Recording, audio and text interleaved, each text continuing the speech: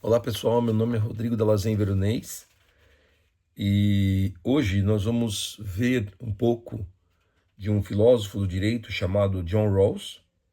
Fiz uma preparação, quer dizer, preparei uma apresentação aqui para todos sobre este jurista, filósofo do direito, norte-americano, né, que viveu no século XX, né, e trabalhou em grandes instituições de ensino dos Estados Unidos, como o MIT, né, o MIT, e trabalhou em Harvard.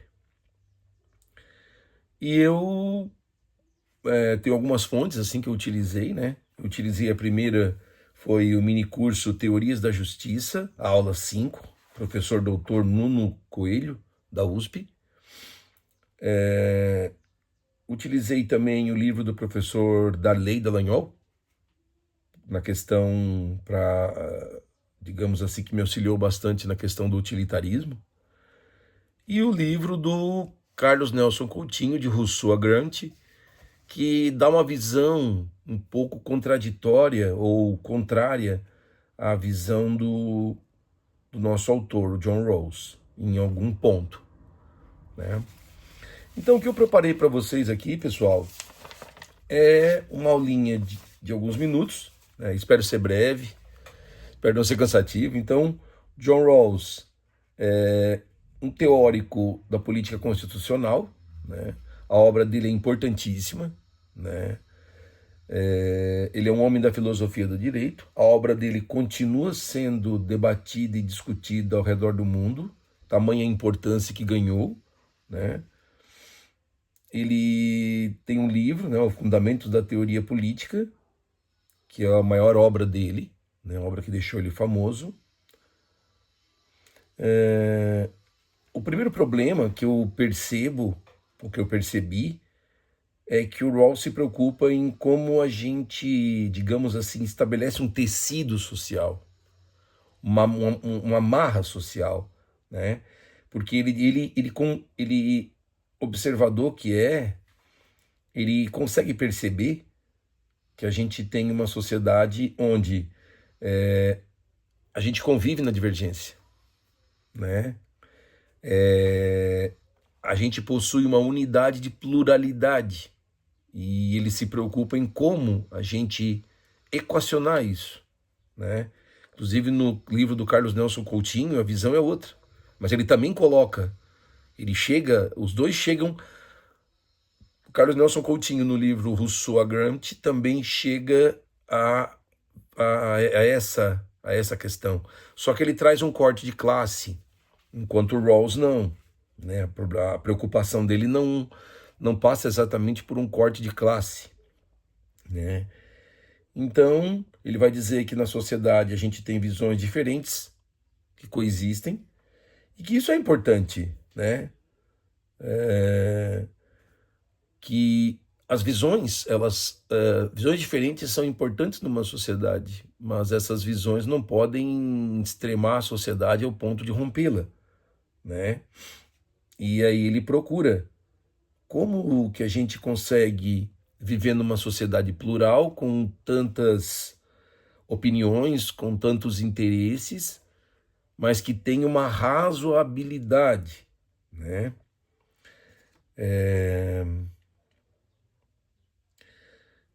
Princípios da justiça pública que são reconhecidos por essa pluralidade como justificados. Então, o Rawls procura isso. Princípios de justiça pública que, de certa forma, possuam uma justificativa razoável para que mesmo integrantes de facções, portadores de ideias diferenciadas, antagônicas até, consigam minimamente respeitar esses princípios públicos, né? A divergência é boa, como eu já havia dito, as divergências por Rawls, elas são algo bom, algo benéfico, porém podem trazer problemas. E eu acrescento aqui a questão das revoluções, né? As revoluções, como a gente teve revoluções burguesas, Rawls é um liberal, então eu vou contar as revoluções burguesas como algo dado pelo Rawls. Diferente do Bentham, que acredita que as leis não são direitos naturais, o Rawls acredita que elas que existem direitos naturais. Então, eu vou contar, quando eu falar revoluções aqui, a partir do momento da Revolução Burguesa, passando, por exemplo, pela Revolução Socialista, a Revolução Russa, por exemplo, que é um episódio marcante do século XX, um episódio fundador, balizador, né? Um marco do século XX, e até o reacionarismo, né? A gente pode ver nos últimos tempos que esse tecido social que o Rawls tentou, ou tenta, ou apresenta, defende, ele foi brutalmente atacado por um reacionarismo que dividiu, que tensionou famílias, amigos, instituições, que tensionou a tentativa de golpes, né? Então, essa preocupação não é nova, né? O professor Nuno coloca que essa preocupação não é nova. Se a gente for procurar aí justificativas, a gente já vê em Platão e Aristóteles preocupados com as cisões e facções e contradições e brigas dentro da sociedade grega. Uma coisa interessante, o Rawls, ele produz sua obra em 71, quando o mundo capitalista já apresenta, não que apresenta, ele está vivendo sobre a crise que começa em 69, ou seja, Rawls apresenta sua tentativa de razoabilidade, de encontrar justificativas para que as pessoas mantenham a razoabilidade numa sociedade em crise. E Platão e Aristóteles também apresentam suas obras justamente no momento em que a polis apresenta crise de facções, né?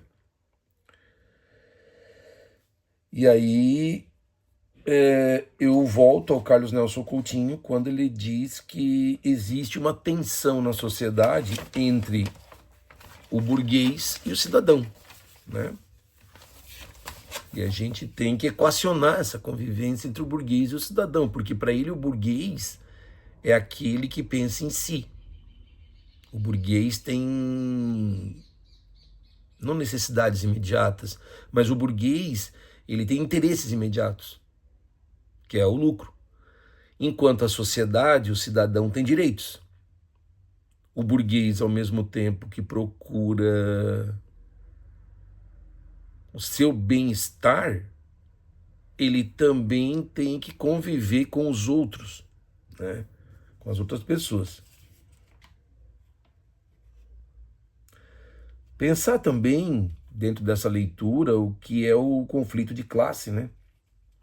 E eu acho que é aí que eles tendem a não estar mais juntos nessa, né? Ou haver uma separação entre o livro do Carlos Nelson Coutinho e o Rawls, né? Que é pensar em possibilidade pela classe. Porque é esse o problema, né, de a visão. Nós temos o Carlos Nelson Coutinho, que é um marxista, então para ele existe um corte na sociedade que é o corte de classe. E ele não pode ser, ao contrário do Rawls, ele não pode ser... pode existir momentos de razoabilidade que todos encontrem pontos comuns de convivência, mas isso não vai durar sempre, porque o capitalismo apresenta crises muito poderosas que tendem a rachar a sociedade em interesses de classe social, entre o proletariado e a burguesia, né? Então tem que pensar isso também. O Rawls pensa a justiça como equidade, como igualdade, ou seja, digamos, é preciso ter igualdade, é preciso ter liberdade, mas com igualdade, porque senão, né, a gente volta ao estado de natureza onde todos tinham liberdade, mas ninguém tinha igualdade, né?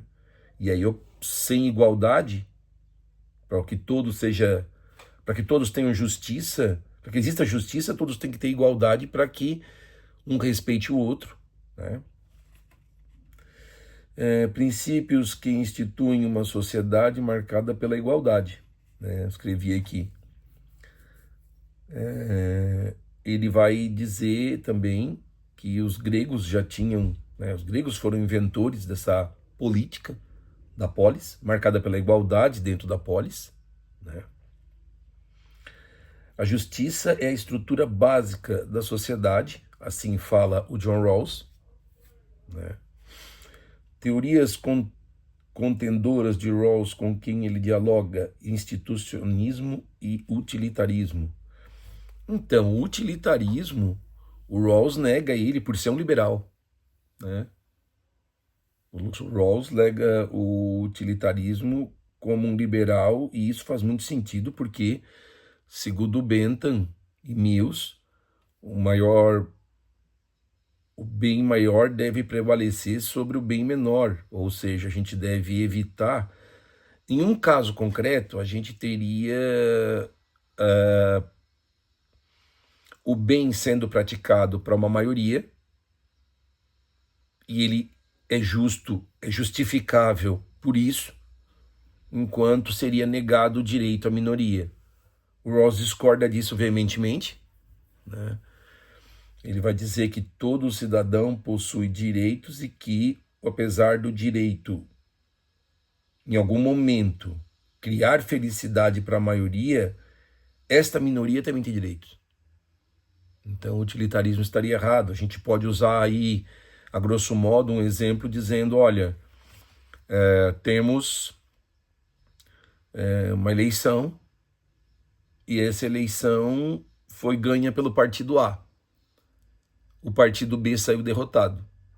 O partido A teve 80% dos votos, ou seja, uma ampla maioria está contente e feliz porque seu projeto será colocado em prática, enquanto 20%, algo ideal, né? 20% está triste, mas os 80% agora têm a oportunidade de, por ser maioria, por estarem mais felizes, retirarem o direito dos 20%. É mais ou menos nesse sentido, né?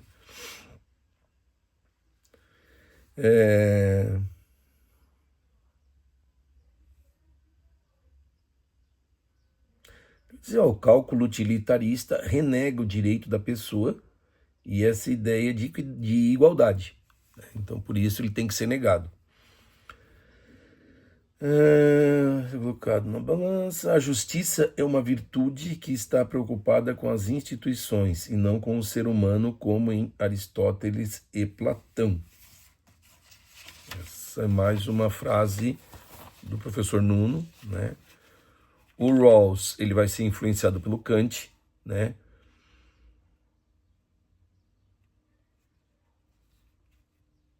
Porque o Kant vai dizer, olha, a justiça tem que vir, justiça e igualdade caminham juntos.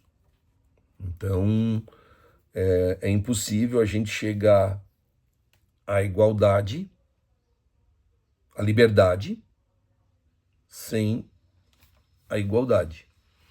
O direito à propriedade dos meios necessários à vida, os meios de produção estão fora, não são discutidos, né? O Rawls não discute os meios de produção, não discute a propriedade privada dos meios de produção, mas ele faz algumas discussões no sentido social, né? Ele é um liberal social, a gente pode falar isso, né?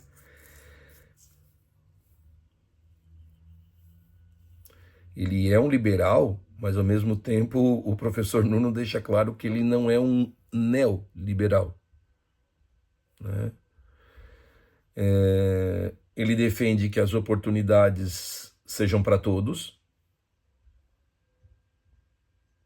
e que a única justificativa para alguém ter muita grana, para alguém ter muitas oportunidades, seria que as pessoas com menos oportunidades, menos dinheiros, menos favorecidos, fossem de alguma maneira beneficiados por essas vantagens de uns, né? Então a gente pode entender, por exemplo, eu coloco aqui a política como Bolsa Família, né? Bolsa Família se encaixaria aí. O imposto progressivo na renda também se encaixaria aí, né? Então, hoje a gente vê uma extrema-direita no Brasil criticar o Bolsa Família, criticar a taxação dos ricos, das transferências de propriedade, né, herança, criticar e até votar contra, como a gente teve algum tempo atrás, a taxação dos grandes ricos, das grandes fortunas, né? É um projeto que foi derrotado em nome da conservação do que o Rawls não defendia, né? O Rawls era contrário a isso. Ele dizia, olha, né? Sim, os ricos tiveram oportunidades, digamos que aproveitaram melhor essas oportunidades, mas ele dizia, olha, todo esse trabalho é social, esse trabalho não é individual, a criação da riqueza não é individual. E por isso o Rawls avança tanto. E por isso ele cai na questão social, né? Inclusive o Milton Friedman, né, que é o, digamos, idealizador dessas políticas de distribuição de renda, porque ele sabe que essas políticas contribuem muito para manter todo, digamos assim, um sistema de começo, meio e fim, né? Uma produção e reprodução da vida material em termos marxistas de pé, né? De pé. Evitando crises, evitando revoltas, né? Concepção política de justiça, qual seja os mesmos critérios de justiça, não concordar com os critérios, uma ignorância dos princípios da justiça. Pessoas, renda mínima, coloco aqui. O Rawls é um contratualista, né? Sociedade cooperativa fundada na divergência. Novamente, a gente vê que, a gente entende, né, que a sociedade ela é cooperativa, né? Aí desse cooperativo no sentido da produção da riqueza, das oportunidades, né? Elas são criadas de maneira cooperativa, mesmo que as pessoas sejam divergentes de diversas maneiras, né?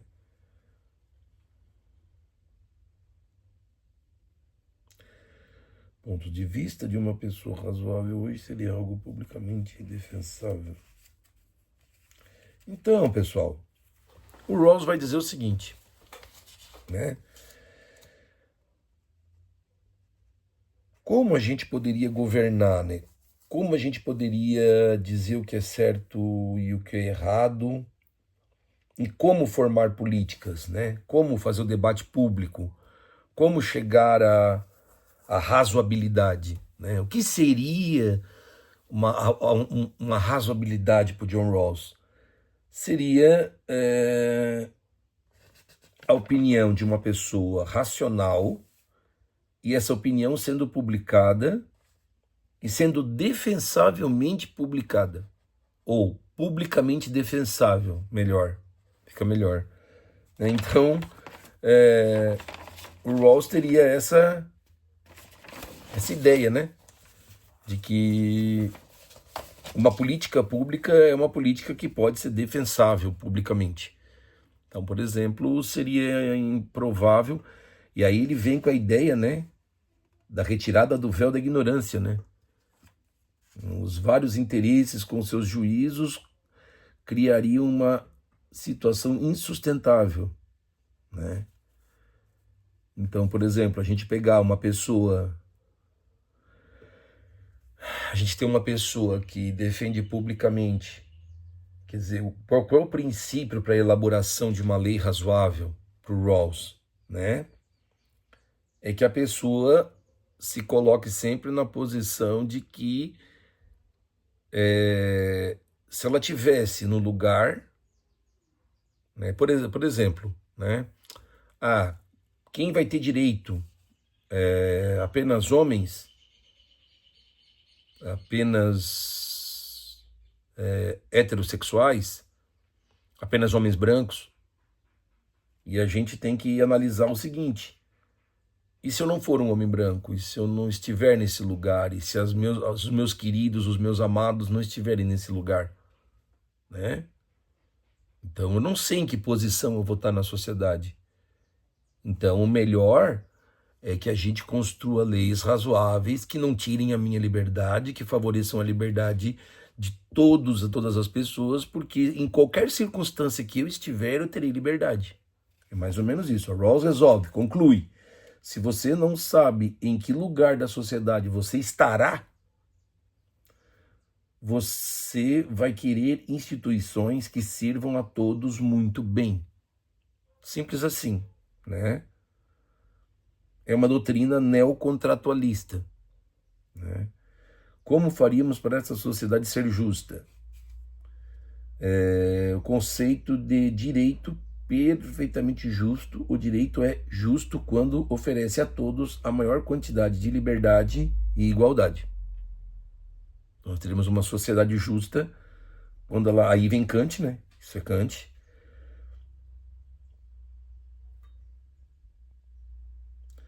Vamos dividir os bens sociais, vendo a cooperação dos cargos também. Lembrar do zero. Isso. E a gente pode dizer, então, para ir encerrando aqui, que o Rawls é um liberalista social, ou apoia um liberalismo social, só a justificativa, novamente só a justificativa para a ocorrência de desigualdade, se os de baixo também forem elevados, né? Se tu usar a riqueza produzida, que está concentrada para trazer aquelas pessoas que te foram menos favorecidas, que não conseguiram crescer com o trabalho comunitário, para que elas consigam também se elevar. Rawls pensa uma forma de crítica que tenta confirmar os princípios liberais e as conquistas sociais. Então o Rawls tenta fazer esse jogo, né? Ele tenta... Ele garante, ele quer garantir os princípios do liberalismo, mas ele, talvez pela época que ele está vivendo de grande crise econômica, que depois vai vir a crise do petróleo, vai piorar as coisas no mundo todo, vai influenciar governos, vai influenciar a queda da ditadura em vários lugares, enfraquecimento, por exemplo, da ditadura no Brasil, mas cumprir conquistas sociais. Tem que haver conquistas sociais dentro dessa...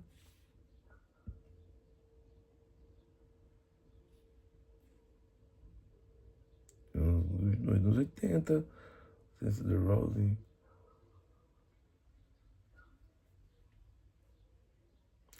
É isso, pessoal. Espero que vocês tenham entendido, tenham gostado. Foi o melhor que eu pude fazer neste momento.